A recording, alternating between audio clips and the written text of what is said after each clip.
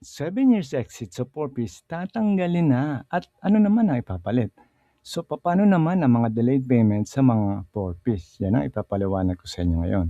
Ang sasabihin ko sa inyo, wala na yung 7 years. Final approval na aalisin na natin yung 7 years na limit. Swede na ang basis. Hindi na yung 7 years, 7 years. Wala na yun. Hindi sila pipilitin na alisin kasi alam namin yung iba sa nila hindi pa ready eh. Pero syempre pag nag-Swede ka, level 3 ka na, talagang kailangan na.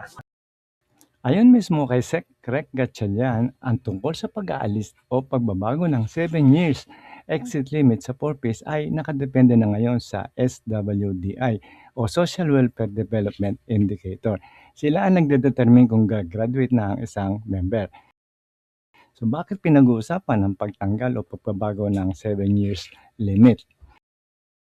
Number 1, para mas maging flexible ayon sa tunay na kakayahan ng pamilya. Ito ay hindi lang basta tatanggalin ang 7 years limit. Gusto ng gobyerno na mas tignan muna kung ang pamilya ay tunay na nakaaangat sa buhay bago sila i-exit sa programa. At sa halip na otomatikong tanggalin o alisin pagkatapos ng 7 years kahit hindi pa maayos ang sitwasyon ng pamilya.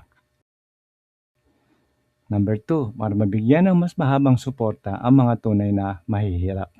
May mga argumento na maraming benepisyaryo ang hindi pa rin umaangat sa labas ng kahirapan kahit umabot na sila ng 7 years. Kaya sinasabi ng ilan na mas mainam na ibase ang exit sa pag-unlad at hindi sa fixed years lang. Number 3, para hindi agad mawala ng benepisyo ang mga pamilya na hindi pa handa. Kung ibabatay ang exit sa tunay na sitwasyon, halimbawa sa pagkakaroon ng sustainable livelihood o pagtaas ng kabuhayan.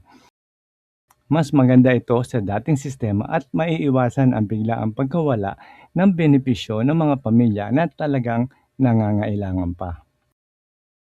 So, kailan mag-graduate ang 4-piece? Mag-exit o gagraduate ang isang 4-piece household kapag wala nang eligible na bata, yan yung 0 to 18 years old, at halimbawa, nakatapos na ng senior high ang pinakahuling benepisyaryo. Nakaangat na sila sa kahirapan ayon sa assessment ng DSWD. Kapag ang pamilya ay na-classify na bilang self-sufficient o hindi na poorest of the poor base sa evaluation. May paglabag sa kondisyon ng programa tulad ng hindi pagsunod sa school attendance, health checkups o iba pang mga requirements. Voluntaryong pag-exit kapag ang pamilya ay kusang nagpahayag na hindi na kailangan ng tulong. So, ibig sabihin, hindi na automatic na tatanggalin pagkatapos ng 7 years. So, depende ito sa evaluation ng SWDI kung kwalipikado pa ang pamilya. So, ano pang ibang mga magandang balita sa DSWD tungkol sa mga 4-piece? Dapat same month nakuha yung grant nyo, hindi na mag-aantay. Kasi dati ngayon, di ba, 45 days eh. Di ba yung P1 nyo, March pa or April. Ang goal natin dapat P1 should fall in January or February. Same month na dapat. So by then, So, kailan ibinibigay ang 4-piece grants o yung payout? Every 2 months po ang payout ng 4-piece. Ang pera o grant ay naipapadala o ibinibigay kada 2 buwan batay sa monitoring o compliance ng pamilya sa programa. Halimbawa, kung naka-enroll ang mga bata, naaabot ang attendance at sumusunod sa health checkups. So, ang payout schedule ay nakaayon sa per period. Sa isang halimbawa ng schedule gaya ng period 1, yan po yung napanggit ni Secretary kanina na P1 na February to March, ang payout po niyan ay May.